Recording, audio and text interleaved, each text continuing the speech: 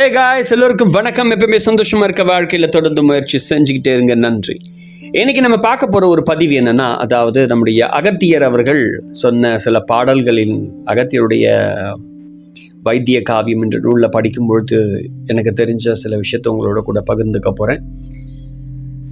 அகத்தியர் பாடல் வைத்திய காவியத்தில் படர்த்தாமரைக்கு ஒரு அற்புதமான ஒரு விஷயத்தை பற்றி சொல்லியிருக்காரு. அந்த பாடலில் சொல்லப்பட்ட மருத்துவத்தை பற்றி நம்ம இன்னைக்கு பார்க்கலாம்.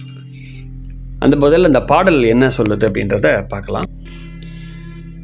சாகுமாம் படுத்தாமரை கேளு, சாதகமாம் வேரின் பட்டை காவுதிக, மதுக்காரை வேறு வித்தும் களஞ்சிரண்டு பழச்சாற்றில் கரையை ஆட்ட, ஆட்டிய பாக்களவாய் 3 கட்டி அப்பனே யுள்ளுக்கும் மேலும் பூச வாட்டி இழுத்து விடும் பாரே அப்படின்னு சொல்லி அற்புதமாக அந்த பாடல் முடிக்கிறார்.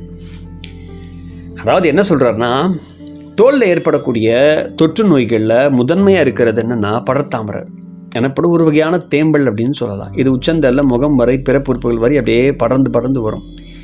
இந்த தேம்பல் பரவிய இடங்களில் தோல் நிறமாற்றம் அடைந்து பிக்மெண்டேஷன் ஏற்படும். சம்டைம் ரொம்ப கருப்பாயிடும். சம்டைம்ஸ் சில நேரத்தில் ஒரு அரிப்பு ஏற்படும்.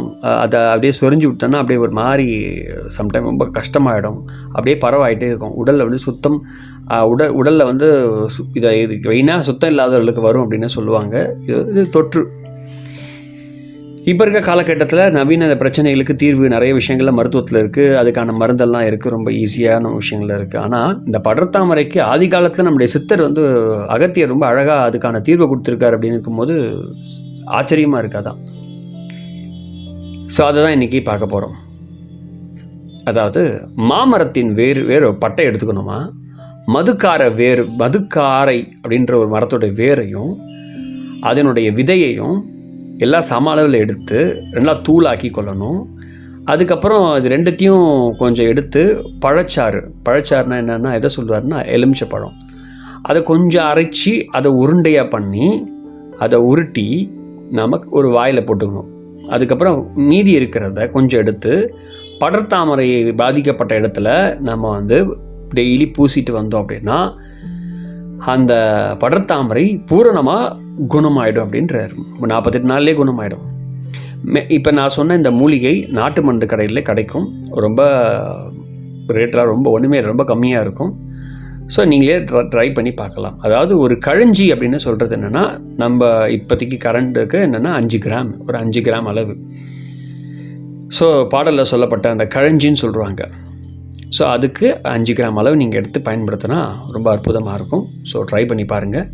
இதுக்கு நீங்கள் வந்து சித்த மருத்துவர் யாராவது இருந்தாங்கன்னா அவங்களுடைய ஆலோசனையை நீங்கள் பெற்று ட்ரை பண்ணலாம். அப்படி இல்லை நீங்கள் வீட்லேயே ட்ரை பண்ணலாம். நோ சைட் எஃபெக்ட்ஸ் எதுவும் இருக்காது. ரொம்ப ஈஸியாக அதை நீங்கள் சரியாகலாம். மறக்காமல் முயற்சி பண்ணி பாருங்கள். அற்புதமாக வேலை செய்யும். இந்த அகத்தியர் சொன்ன படர்த்தாமரைக்கு ஒரு எளிமையான இந்த தீர்வை சொன்ன அகத்தியருக்கு நன்றி. என்னை பொறுத்த வரைக்கும் இப்போ இந்த இருக்க காலகட்டத்தில் நமக்கு இது கிடச்சிருக்கு.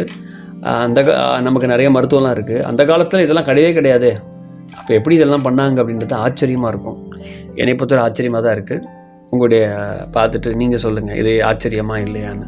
Thank you very much. மற்றவங்களுக்கு ஷேர் பண்ணுங்கள் கூட. நன்றி.